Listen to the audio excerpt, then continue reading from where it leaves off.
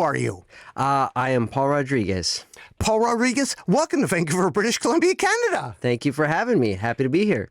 And right off the bat, Paul, I have a gift for you. A 1964 Cassius Clay record. Oh, that's awesome. The greatest of all time. And what's the importance of Muhammad Ali, Cassius Clay? I am the greatest. Yes. Well, he's my favorite athlete of all time, favorite boxer. And also, I believe he is the inventor of the term the GOAT. He's the original GOAT. Greatest of all time. Fighting. Yes, sir. Big fighter. And you've done some karate too, some fighting. Yes, I have. Yes, I've done some martial arts, some boxing. It's a nice hobby of mine.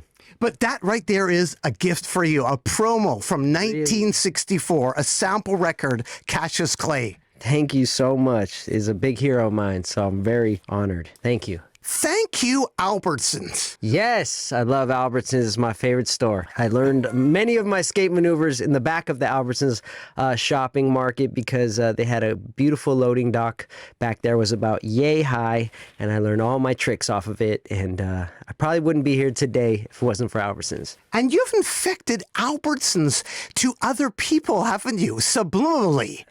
I don't know. Have I? Albertsons shoes. Oh, yes. We did do a early Nike signature shoe of mine on my first shoe, and we put the logo on there. Yeah, it just meant so much to me growing up. Unfortunately, we couldn't release it to the general public because the legal team wouldn't allow us to put the Albertsons logo on my shoe. And thank you also, Uncle Dave. Wow. Okay. Yes, Uncle Dave. What can I say about Uncle Dave? Well, he lent you the camera. He did. You're right. Oh my gosh, that's so cool that you know this. Uncle Dave, he is my mom's brother. He lived with us growing up. He was like my dad. He would take me skating, took me to all my first skateboarding contests. It really encouraged me, and he lent me my first, his camera, his camcorder camera, and lent my friend Sammy and I the camera. We took it out skating, made our own little first edits, and those were the first pieces of footage that got us our first sponsors. What type of camera was it? Was it a high 8? I'm curious. Yes, it was definitely a high 8. I don't remember if it was a Canon or a Sony. I can't remember exactly, but it was definitely a high 8. Nigel was involved too, telling you about tricks? Yes. So Nigel came into my life because of Uncle Dave's camera. I gave the video to the skate shop that Nigel worked at. And the Valley Skate? Valley Skate and Surf was before. Yes. How do you know that? 118 Skate Shop was the shop that Nigel worked at. And when I met him, he was the first person I knew who had like a proper real camera, a VX1000 camera. He took us skating and filmed my first professional footage. And Andy as well. Yes. Yeah, you're really good at this. Andy also was there from the beginning. He was a partner in the company I now have called Primitive too, so he was originally a founding partner in that. Yeah. What was that era like? Like the Simi Valley skate contests? What were they like? Those were great. Those are the golden era. Actually, my friend Steve was with us today. I met him there at the skate lab because he worked there. Actually, who else is in the room right now? If you could introduce them all. Yes, this first young lady right here. This is my daughter, Heaven. She's actually the niece to Nigel, who you just asked me about. And then Steve on the left with the blue hat. He worked at the Simi Valley Skate Lab. And this is my friend Spanish Mike right here. He's my best buddy, man. He's my cameraman today. So. And I've seen some Spanish Mike clips on Instagram. Oh, yes. It's great content with that guy around. What were those contests like at the Simi Valley? Like, for instance, nowadays, you kick invisible rocks. Were a lot of rocks back then? Yes. Could you explain about that? Yes. So the reason that I got that OCD of kicking invisible rocks is because there was a video called Troubleshooters. I think it was in 1998 or 1999. It was from like San Diego area. I think it was Steve Celentani. And there was a clip of a guy going to skate this famous gap called Carlsbad Gap, and he was rolling up fast, and right before he was about to jump the gap, he hits a rock on his wheel, and he flies down the whole gap, and he hurts himself. And I always remember as a kid, like, oh my God, that's my biggest nightmare. I never want that to happen. So ever since that, I had an OCD of like sweeping the beginning of any type of stairs or gap that I was going to skate. so that I could pray to God that that never happened to me. And what were those contests like at Simi Valley? I'm just curious, like the early days. How were you doing? Were they contests? So yes, they were castle contests, which is like Little League baseball for skateboarders. It was called California Amateur Skate League, and those contests were really fun. To me, in my mind at that time, it might as well have been the X Games because I was so nervous and so excited, and it was like the coolest thing for me. So, couple good times out there. I think I won my first, not one, but I got my first medal or placing in there in Simi Valley. I think I got my first third place contest in Simi Valley. Paul, I wanted to ask you about this particular board right here, Battle of the Barracks. Wow. Okay. Was this the board he was skating? Not quite, but I was just curious. Yes. PJ Ladd, the Battle of the Barracks. I mean, PJ. Thank you for saying this was the actual board he was skating. Cool, right? Yeah. Like, I was like, wow, was this the board he beat me with? So PJ Ladd, him and I go back a very long ways. We came up about the same time. He is known as being like the skate wizard, I should say. I guess I don't have a better word at the moment. But PJ Ladd and I have gone to some big battles at the Battle of the Barracks, which is a game of skate. And for those people who don't know out there what a game of skate is, it's similar to like in basketball when you play horse. One person does a trick, the next person has to do the same trick or they get the letter. And once you get SKATE, you're out. And the Battle at the Barracks is like a huge event every year. And PJ Ladd and I have met in the finals twice. I won one and he won one. So maybe we have to get the third one and have the final match. Paul, I also wanted to ask you about another boarder right here, Mark. The Gons? Yes. The Gons? I mean, yes. I mean, what can you say about Mark? I mean, he is an originator of skateboarding. I mean, and, you know, me being Latino, he's a huge icon and opened the door for us Latin skaters. So the Gons, I mean, his designs are amazing. Like that's classic. So creative. That's classic, isn't it? No, this is classic. He's an artist. He's a creative. He's a interesting guy. He's a fellow cigar lover like myself. I mean, he's one of the founding fathers of what I do now. What do you think about these type of boards? What do I think about them? When I look at them, and I hope this doesn't come off bad, I look at them almost like how like an archaeologist would look at ancient artifacts. Yes. As to modern day life. Like this is like the precursor to the modern day skateboard. And without these, I would never have fallen in love with skateboarding the way I have. So without these, we would have never had these, you know? And I don't know, I'm just grateful for the founding fathers who found and discovered and created this wonderful thing we call skateboarding that allowed me to fall in love with it and be part of the legacy. And also Rincombe. Yes, my favorite Thai food spot. Wow, you are amazing. I've always seen you, and I was like, I was always amazed on the questions that you would ask people, and now here I am. This is pretty amazing, and I'm pretty starstruck, so thank you. But Rincombe, my favorite Thai food spot. I just had it on Saturday, actually, and I've been eating there since I was 9 or 10. My mom used to take me there. And it's still there. It's my local Thai food spot. Love Thai food. Shout out to Rincombe. And Paul, I wanted to ask you about some of these different skateboarders, if you could tell the people about them. Okay, so right here we have Eric Costin. That is his shoe, he is now a Nike athlete, by the way. So Eric Costin is my first skateboard superhero. When I grew up, he's the most influential skateboarder that has influenced me. I just wish to be like him. In my era, when I grew up, he was looked at by my friends and I as the best skateboarder, the most well-rounded skateboarder. And he has a cool style. He dresses good. The way he does his tricks are good. The trick selections are amazing. He's an innovator. And right here, he's at LA High doing a half cab crook revert. Oh, you know the location too. Oh, yeah, I remember this vividly. Yeah, this is LA High. It has a very famous rail, very famous spot, and these are the Costin ones, Costin 1 ad.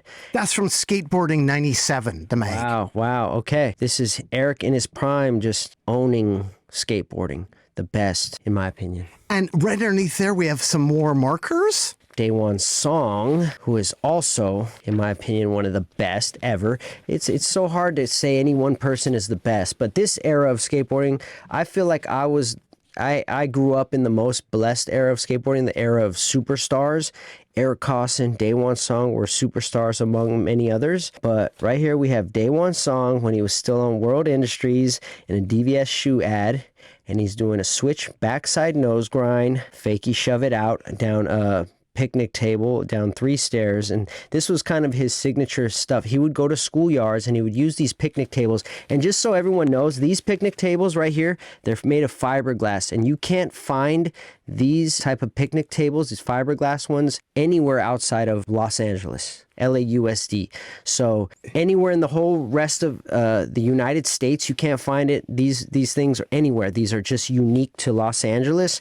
And Daewon Song is famous for going to all these schoolyards, finding these picnic tables, stacking them up in different kind of configurations, and just doing the most creative, cool stuff. So Daewon Song, I would say, has the most board control of any other skateboarder I've ever seen in my life. I was also going to ask about the Donger. The Donger. Oh, wow. What can you say about the Donger? Well, he was my first favorite skateboarder ever. Donger. Kian Liu Donger, he was the first skateboarder I ever saw that I was like, he is my favorite. He's an Asian skateboarder. I don't know of which descent, but he had very long hair, 2 braids all the time, and he could jump really high. And before I understood and knew what all the tricks were, I definitely knew that, wow, this guy can jump higher than everybody. So even though I didn't know the language of skateboarding yet, I could look at him and be like, oh my goodness, he can do stuff that I don't see other people doing. So I understood that, and I just took to him. I thought he looked so cool. I thought his style was cool. And he was the first skateboarder that I said was my favorite skater. A girl skateboards. Rick Howard, Vancouver, a Canadian. Yes, he is. Yes, he is. A Canadian connection. Yes, Rick Howard. Tony Ferguson is also from Canada. Rick McCrank is also from Canada. All these guys are girl alumni. Colin McKay, he's also a girl alumni. Many prominent Canadian skaters. On my team, Primitive, we have Spencer Hamilton, Wade DeSarmo. Spencer's from here in Vancouver. Wade is from Toronto. And so, yeah, Canadians are great. Paul, I was going to ask you about this top sheet from Guy. Guy Mariano. I mean, come on. What can you say about Guy?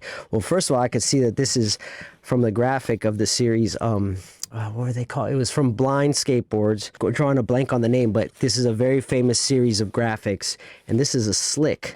So, like, you can slide on it and doesn't scrape off the graphic. I can see it's a slick. But this is Guy Mariano, another very legendary skateboarder who I admire very much, has been another very big influence on my skateboarding. And you met him at the Girl Warehouse? I met him at the Girl Warehouse. You're right. That was the first time I ever met him in person, where like I'd seen him as a kid, but that was the first time we met where like we were introduced to each other. I was shaking in my boots. I was so nervous and I was so excited. It's cool to now when I see him, that it's just cool when you get to see people that you grew up really inspired by and you know them on a first name basis now. That's such a great feeling. I wanted to ask you also about some more stuff. This is from Skateboarding, Trans World. We have it marked out there. Some different skaters that are mentioned there. If you could open up. Yeah. I was just from 2002. Yes. I was just checking the. Probably you bought that issue, right? And no, maybe I did.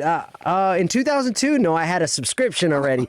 Boom! Oh, look at this. We have myself. Yeah, what can you say about what's going on there? All Switch Dream Team. Oh, okay. Starting 5: Eric Costin, Arto Sari, Ronnie Krieger, Bob Burnquist, Paul Rodriguez. Reserves: Brian Wenning, Tom Penny, Roddy. I wonder who made that list. Did I make? I don't make that list. There's no way I made that list because I would have had Tom Penny on there in exchange for myself. What's going on there? So right here, we used to call this school Heat. And this is like in like kind of Pasadena area. I don't know why we called it Heat, because that was not the name of the school. Every school we would skate, we would have our own nicknames for it. But this is called Heat, and I'm doing a switch backside 5-0 down the rail there, which is crazy because I vaguely remember even doing this. And it's cool just to see myself doing that. I must have been 17. Yeah, in 2002, I was 17. And that's me, just a kid whose dream is all coming together. And I was 1 year older than my daughter is now. That was just crazy to me. And we have some more markers there. This is a backside flip. We were at San Fernando High, and if I'm not mistaken, I was here this day. But in this era, Eric Costa and I had all the same sponsors. So we had the same shoe sponsor, this same wheel sponsor, Ricta, same clothing sponsor, board sponsor, everything was the same. You know, him being such a big influence on me in skateboarding, being my skateboarding hero, to have at one point all the same sponsors as him was very, very cool for me. It is still cool to say that that was the time. So we're at San Fernando High right here. I remember this spot was very fun to skate. Still skatable, I believe. I better just go straight to the marked places because I'll remember everything from these magazines. Okay, hey, Mark Johnson, of course. MJ, another one of my favorite skateboarders. Very stylish skateboarder, smooth skateboarder, and I went to Japan with him for my first time, and what I remember is we flew on a Korean Airlines flight, and the flight's maybe 12 or so hours, and the whole entire flight, with exception of maybe getting up to use the restroom, he read a book the whole time. I've never seen anyone read a book for 12 hours straight. That's... What knowledge? Yeah, he's a wise guy. Yes. What book was it? You remember? That I would not know, but it must have been interesting because this boy did not take his head out of that book for the whole flight. So. And how did he skate when he arrived? Like, was he tired or? He skated amazing. I was with him and Day One Song. Me, Day One Song, and Mark Johnson, and I was 15. So at that time in my life, I was like, what am I doing on a trip across the world with Day One Song and Mark Johnson, and then little old me? That was I'm so grateful. God is good, man. And we also have right here. Oh, I missed Yeah, one. there's a couple. Oh, Marcus McBride. Oh, and Jeremy. On the other page, this is one of my best friends, Jeremy Rogers, so shout out to Jeremy. But we have Marcus McBride here, and Marcus McBride is a phenomenal, legendary skateboarder. He skated for like the World Industry kind of crew there. Him and his brother are a dynamic duo of skateboarding legends. LeVar McBride also was a huge influence on me. They're both from like Northern California, like San Francisco area, and they're just stylish, amazing, legendary skaters I think I might know where you're going with this, unless you aren't, but I had a cool moment with him here in Vancouver one time. We were staying at the Greenbrier Hotel. I don't even know if it's still there at all. And we were here because we were skating the Slam City Jam contest. And I always was skating the parking lot, the underground parking lot of that hotel, because it just had the smoothest pavement, smoothest ground. And so we'd get back to the hotel from skating the contest, eating or doing whatever we're doing, and I would just go down there and just skate flat ground all by myself afterwards, because I couldn't get enough. I had too much energy. And one day he was coming back from, I don't know if it's the contest or eating dinner or whatever. He pulled into the parking garage with the group that he was with, and he just got out and he just skated with me for a while. And that was really cool to me. So the Vancouver connection. Yeah, shout out to Marcus. That memory I actually haven't thought about in a long time. That just hit me right there. That was awesome. And you're back in Vancouver, British Columbia, Canada. Here we are. Paul Rodriguez. So grateful. And quote, speaking of legends, push P's, and I keep A-Rod, P... Rod. B-L-P... Kosher. Kosher! That's cool. Yeah. What was it like to get shouted at by him? I didn't even know that. That was a line from me. I didn't even know that. He has a song called The Knack. Oh my gosh, really? I am out of the loop. He's much younger than me, so I guess I'm just the old guy out of the loop. You just knew him as a skateboarder? You didn't know he shouted you out? No, I knew that he was a musician, but he's good friends with my friend Daniel, and I met him in person maybe a year or so ago. He came and skated at my skate park with me, and I knew he was coming up in music, but he originally started in skateboarding. But I didn't know that line, that he did that. Wow, that's awesome. I'm very honored. Incredible. It's man, life is a trip. Also, I wanted to ask you, because I think he is heavily influenced by this tape right here. Yes, yeah, right. For people who don't know Rick McCrank, Paul Rodriguez, it's very important, isn't it? Yes. So we have Rick McCrank, Rick Howard, and also Tony Ferguson, who I mentioned before, Colin McKay, lots of Canadian legends in here. So this was made by Girl Skateboarding. Girl Skateboards, it came out in 2003, I believe. and I got on in 2002. But this is the video where I had my first professional skateboarding. I was officially professional when this dropped. I was in it with my hero once again, Eric Koss, and we got Brandon Biebel, my good friend Jeremy Rogers here, having not the best moment of his life.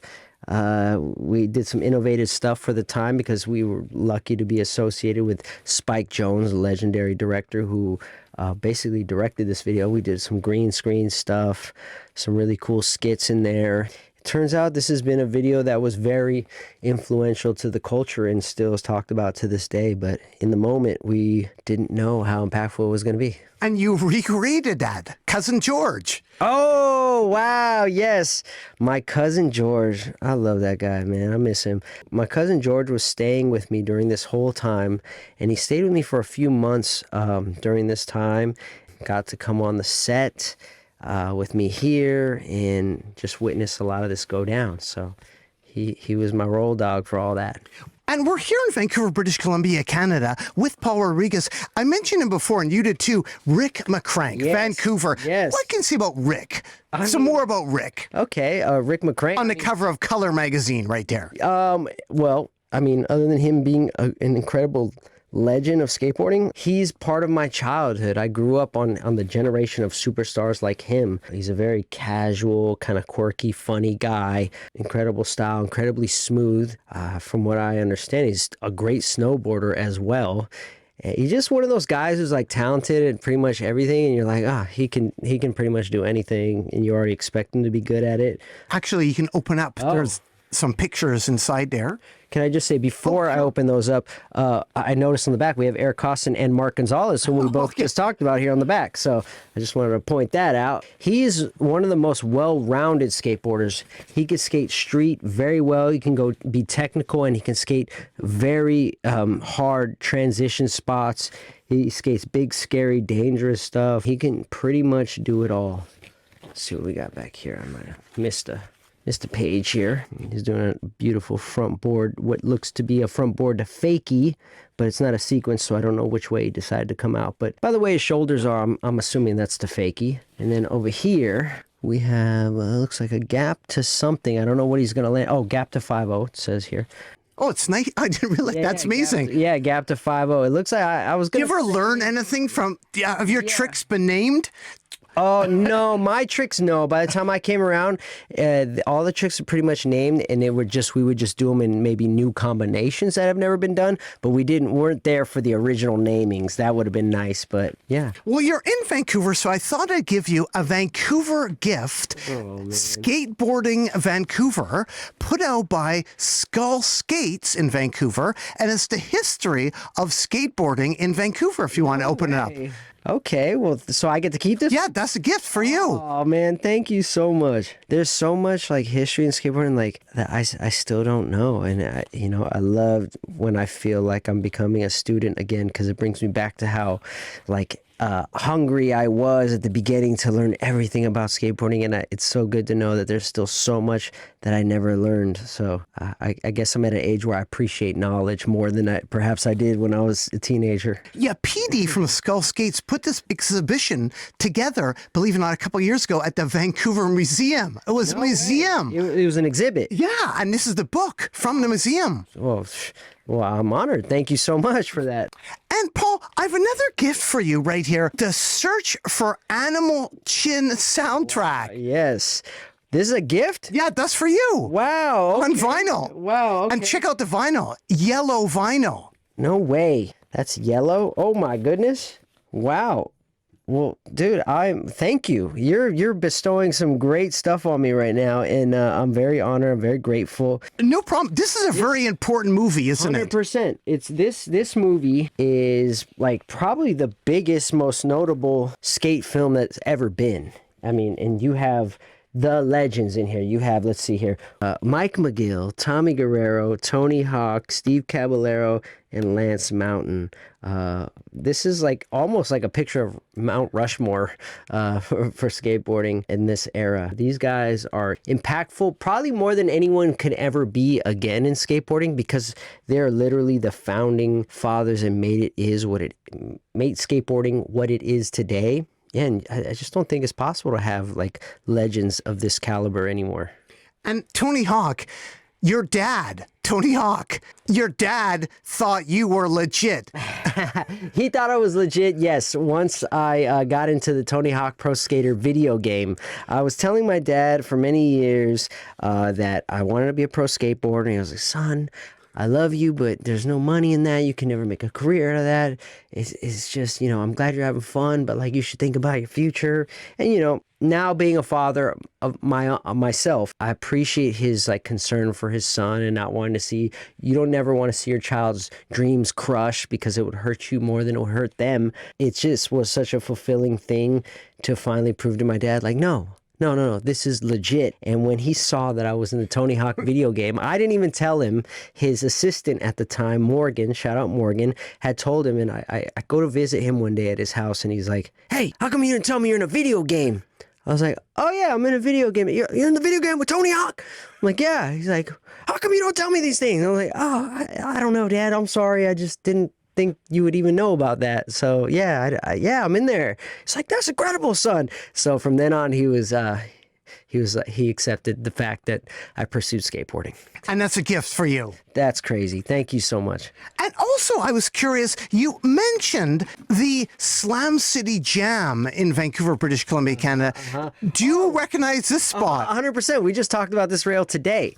So this rail... In Vancouver, British Columbia, Canada. Vancouver, British Columbia, Canada. My friend Spencer Hamilton, who I mentioned earlier, he just posted him skating that today, these stairs. So this handrail, to me, is one of the most famous handrails. So we have in the Mouse video... No, actually, even I think virtual reality. Well, virtual reality, but no, so many older video. But the shot in Vancouver. Yeah, shot in Vancouver. But so many tricks I'm picturing. So Guy Mariano, who we spoke about, he was the first person to ever switch back tail side of handrail, and it was this handrail, and that was it would have been in Goldfish, and I pray I'm right about that, Goldfish. But these are tapes that people can check out, right? Yes, Girl Skateboards. You can still see it on the net, probably. Yes, Girl Skateboards, Goldfish, check that out. And then also in Mouse, Eric Costin, nollie front board, nollie nose grind, nollie front side nose side, nollie nose bump. These were the first time those tricks were being done on a handrail right here. British Columbia, Canada. Yeah, all the way to the Plan B videos, virtual reality, all the different skaters. But these rails are legendary. I'm glad to say that the stairs, at least, are still being skated to this day. But you can't skate the rail, can you? No, could you explain what is that? So, what these are called is skate stoppers. Most skaters, we just call them knobs, and they're meant to be put on handrails or ledges to stop us from grinding and sliding on their handrails and ledges. And as a business owner or a real estate owner or a homeowner, I get it. You don't want people damaging your stuff, but just know that us real skateboarders, we don't see that. We're not vandalizing your property.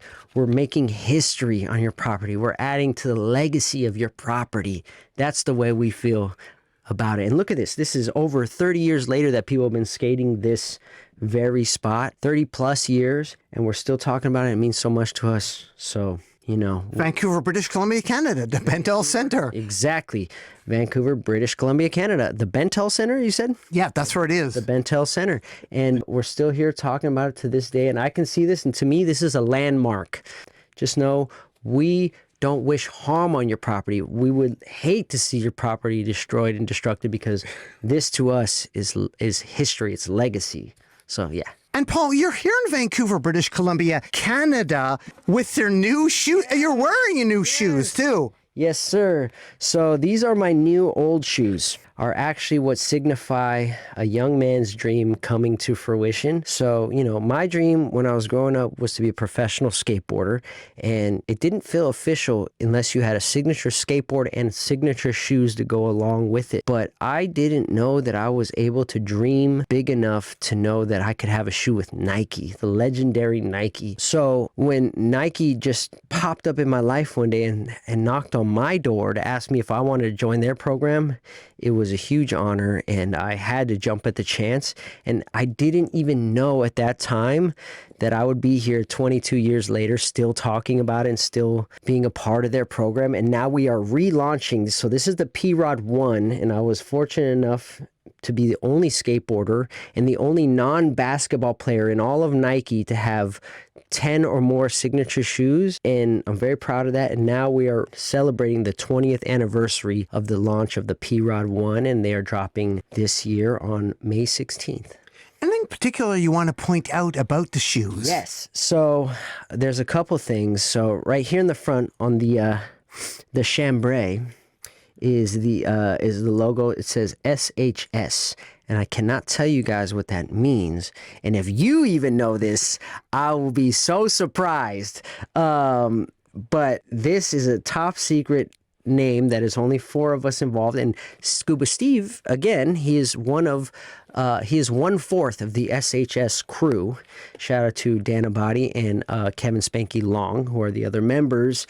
But this was our crew back in 2001. It got started, and we still hold it down and represent it to this day. And wasn't Buddy one of the first people that you bought like a skateboard off, or that allowed you to skateboard? Yes. So like the very beginning. Yes, these are my friends from day one. So Dan Abadi was a friend who I met in junior high school, and he was the friend I seen skateboarding out in front of school, and I was really shy, and I just had got the courage to go up to him and be like, hey, that's really cool. Would you mind if I try standing on your skateboard? And he was nice enough to say, yeah, try it out. And he was riding an Eric Costin girl board, and I'll never forget that. So that was, all these moments are all tying in together here. So this is the P-Rod 1 about to be re-released for its 20-year anniversary, and the fact that... Any difference from the original? Like, yeah, a little bit. I mean, the look and feel, everything is the same, but we added the clear sole. So the original was an all black sole, but we made it clear this time. And you're wearing the shoes yourself. I am wearing them, yes. It's a blast from the past. These ones I skated the other day, so they're broken in. These are used. And yeah, I'm back in action. I was curious, Paul, really going back, this shoebox top, the very first. Nadas. This is the very first signature shoe in skateboarding. Yeah, you're right. Nadas, Etnies. Nadas Kappas. Shout out to Nadas. Legendary skateboarder before my time. He was still around when I was skating. He was still in the game, but his like big impactful moments were before I even came into the game. Yeah, I forgot about that. Another big contribution he made to skateboarding is he created the signature shoe in skateboarding, sneakers, in the sneaker culture for skaters. So shout out to Nadas for that. That's incredible. And actually, just winding up here, I wanted to ask you, Paul, in this trans world, if you could open it up. Thomas on the cover, backside nose grind on the Fountain Hubba. It's at Fountain Street in Hollywood. Sorry. You really know the locations, don't you? Yes. That 03. Yeah. Oh, yeah. This was like when I was the most skateboard nerd you could ever find. Sorry, I interrupted. Oh, no, I was going to say open up to the different. There we have. Oh, my goodness. Okay. So this trip right here is a huge moment in my life. So this is, it was our Germany tour, 2002. I just got my driver's license, just took the test, didn't even have the physical copy yet, so I was so proud. So here I am with Mr. Rick McCrank, our fellow Vancouverite, PJ Ladd, my fellow Battle of the Barracks battler, my great friend Mikey Taylor, who I grew up skating with on the regular, Rodrigo Teixeira, and we have the great Tom Penny right here, Bob Burnquist, the great Eric Costin, Arto Sari. So myself, PJ Ladd, and Mikey, we were the new guys on the team, the up-and-comers. And in this moment, for all three of us to be taking a picture with all these guys here with us was like... I mean, I don't even know how to equate it, but these were our superheroes. And here we are with these guys across the world together in the same photo, just trying to look cool, trying to not look too nervous. I'll never forget this trip. This is the first time I ever met Tom Penny. He's like a mythical character in skateboarding. He disappeared. He comes back. He's very elusive. You never know where he's at, what he's doing. And then he pops up and he does the best skateboarding you've ever seen. And then he disappears again. So to us, I didn't even think he was a real human being. To see him in the flesh had me shook. And rest in peace to our team manager at the time, Tony Evianth, but he knew how much myself, PJ, and Mikey wanted to meet Tom Penny on this trip, that when we flew in and we knew Tom was going to come in because he's from England, so we only had to make a short trip to Germany. But when we all landed, he's like, Tom's going to come in a couple hours. I was like, Tony, make sure you please let me know when Tom gets here. So Tom, he called me, hey, Tom's down here in the lobby. You want to come say hi? So me, Mikey, and PJ ran down to the lobby. like freaking out in the elevator. We get in the lobby and we're like, try to be cool, try to be cool. We just go and walk up to Tony, and we're like, hey, Tony. And then Tom is sitting in this chair, kind of like a leather chair. And he's just sitting in this chair. And we walk up from behind, and Tony's like, hey, Tom, I want to introduce you to the new guys on the team. I just remember him looking up at us. He had these big old strong like blue eyes, and hey, I'm Tom. Hi, and we all just kind of shook hands, and then like we didn't know what to say. We were so nervous, and then we walked off, and we went and sat at the bar, and we're all like 16, 17, so we weren't drinking or nothing, but we went to the bar and we ordered some Coca-Colas, and we were all talking, oh my God, he's right there, look at him. And we look, and we don't turn away, and look, and turn away, and look. We were just freaking out, so I'll never forget that feeling. It was just such an amazing time, and this was that trip. And you look so young, too. Yeah, I was 17 years old right there. Were you the youngest? Yeah, I was, actually, because PJ's maybe a year, maybe 2 years older than me. Mikey's 2 years for sure, 2 and some change older than me. So yeah, I'm the youngest here. And we have some other markers in this magazine. No, that's amazing. Please. And here I see we have Sheckler, my good friend, Ryan Sheckler. Look at that. Look how little he is. 2002. So he was like 12, because I'm 5 years older than him. Yeah. So he must have been 12 here. And he was already really well known at this age. Like, he was already well known in skateboarding when I came in the game. So like, even though I'm 5 years older than him, to me, I see him as more of a veteran than me, because he was in the game before. And here he is, little guy. And the career this guy's made for himself, second to none. He's still in the game, going strong. Shout out Ryan, I love you, brother. Traveled the world with this guy, been on so many tours, skated so many contests head to head with this guy, you know, we're still here. So God is good, man. And one more for you to check out there. Oh, Kareem, here we go. City Stars. So this is the New Hall Ranch Hubbas. It's like outside of like Valencia, Santa Clarita in the valley, which we still kind of skate the spot to this day. So this is when I was riding for City Stars. When you see me on that picture in the S trip, I was riding for his brand, Kareem Campbell. He's the guy I had to talk to at the subway when I decided to leave City Stars for Girl. And this is him just doing what he does best, being a boss and tailsiding big hubbas. I just had a great time hanging out with him in Miami back in December. Great memories. Shout out to Kareem. Thank you for giving me a shot in the game, you know? Are we okay still for time? I'll talk to you all day, so you might have to kick me out. And Paul Rodriguez, I have a gift for you, the Belly soundtrack. Yeah, my gosh. Shout out to freaking to Nas and DMX, man. From 1998.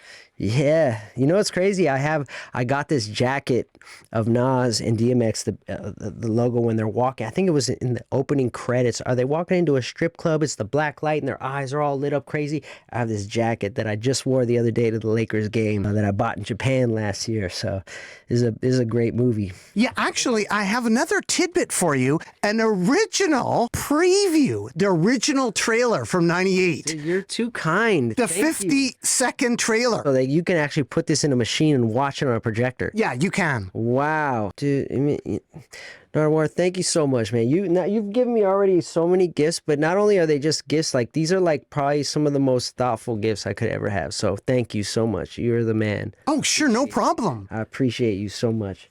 Well, also, believe it or not, I have some more gifts for you. Oh my some God. Slim Thug and Big Pun. Yeah. Oh, Big Pun. Are you kidding me? The first Latino to go Big platinum. Punisher. That's right, Big Pun.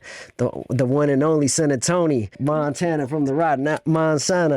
Yeah. What can you say about Big Pun and Slim Thug? Okay, so Slim Thug, what I remember from this era, this is when I was starting to get more into my business, and when I learned to look on the back of a CD and see whose name was the executive producer. They were the one really eaten the most off their album. And what I found out about this era of artists, especially the guys who come from Texas, they were great independent hustlers.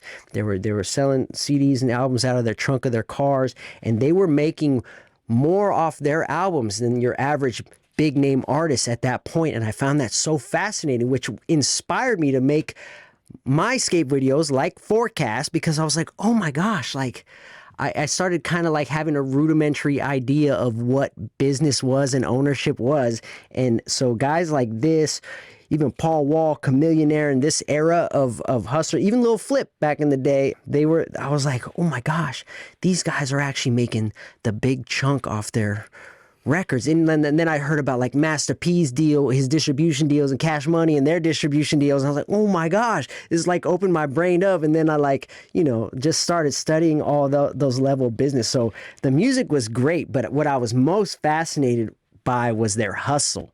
And that is what I most remember when I see this era of Slim Thug, and thus the name Already Platinum, because he didn't need the big record deal to have the finances that a platinum artist would have. So he didn't need to go platinum because he's already platinum. And then Big Pun, I think he's one of the most underrated lyricists of all time in hip hop. And who am I to say? I'm not like a hip hop expert, but I am a huge fan, and I love Big Pun's rhyme, his ability. He had this ability to speak so fast. His mouth could move in a way that like you just can't naturally learn.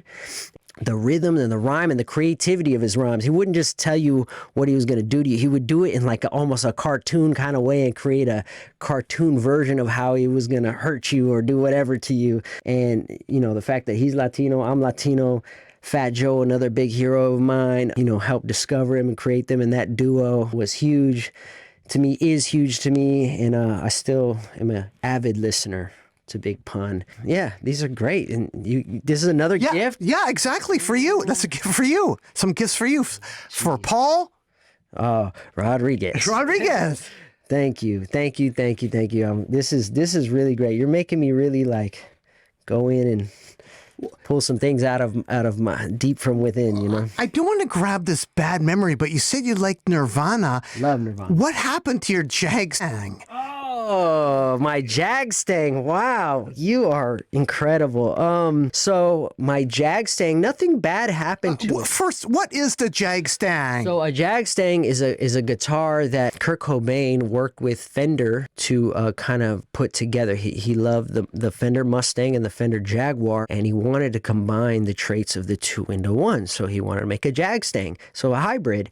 Back in 1996, in the height of my guitar playing, prior to my finding skateboarding at the end of that year, I had a beautiful kind of like turquoise Jag Stang designed by Kurt Cobain. Where'd you get it? I got it at Guitar Center in Hollywood. My mom bought it for me, and I begged her for it, and she gave it, and I played it every single day. I was taking guitar lessons. I wanted to be in a band, and a friend of mine, Bobby Manette, rest in peace, he continued on playing guitar after I found skateboarding and kind of fell off on my dreams of playing guitar. So I saw him maybe, I don't know, early 2000s, and I was talking to him, and he was telling me he still plays guitar. And I invited him over to my house one day just to catch up and hang out. We were friends from elementary school. We started skating together, but then we originally started hanging out and playing guitar together, and then we would like skate together, but then skateboarding really took hold in me, and I kept going in skateboarding, and he didn't keep going, and he kept going the music. He was telling me how his brother had a band and they were doing really well, and he still played. Long story short, I said, you know what? I have the Jag Stang that he was there with me when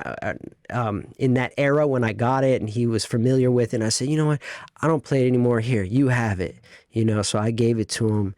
And unfortunately, I found out just a couple years ago, he ended up passing away. So that's the sad part about it. But I'm glad that guitar had a good home and got used. But then I recently, maybe 2 or 3 years ago, did a series with Fender where they, interviewed people who became notable in other areas who have a history in playing guitar. And I explained to them that I used to love the Jag Stang. And they actually sent me another of the same Jag Stang. So I now have one back. Amazing. Same color, everything. Yeah. Sorry, that was long-winded, but it was a good moment. What about musician Weird Paul? Do you know the musician Weird Paul? Why do I know Weird Paul? Why do I know this name, Weird Paul? He does amazing posts on Instagram, like vintage. Oh, yes, that's why I know that. I followed him. I don't know him, but I just saw him on the Explore page, and I just got interested and went on a wormhole on his page. Yeah, Weird Paul. So he's this guy. He's now maybe in his late 40s or early 50s, and he has been filming his life. He got a camera back in the early 80s, maybe even late 70s, and he has an archive of everything he's filmed all the way up until modern day, and he does just these posts of here's me with my dad in Christmas time of 1982, and I'm showing my dad this and that, and I'm just so fascinated about like the archiving of time, and because it goes so fast and it slips right through your fingers, but the fact that we can go back and relive these moments through video, through audio, through all these different mediums is really like interesting to me. So I just like saw it and I just followed him, and I was just like, this is cool. So, yeah. Anything else you'd like to add at all, Paul? Hey, man, I'm just grateful to be here. I wake up and thank God every day. This is my life, and I'm just grateful, and it's great to be here meeting you and doing an interview with you. So thank you so much. This is a big honor, and yeah, I don't know what else to add other than just thank you. Well, thanks for coming up to Vancouver, British Columbia, Canada. Really appreciate that. Hey, my honor. I always love coming and visiting, so I'm happy to be here. Well, thanks so much, Paul Rodriguez. Keep on rocking in a free world, and do. Doot, yeah.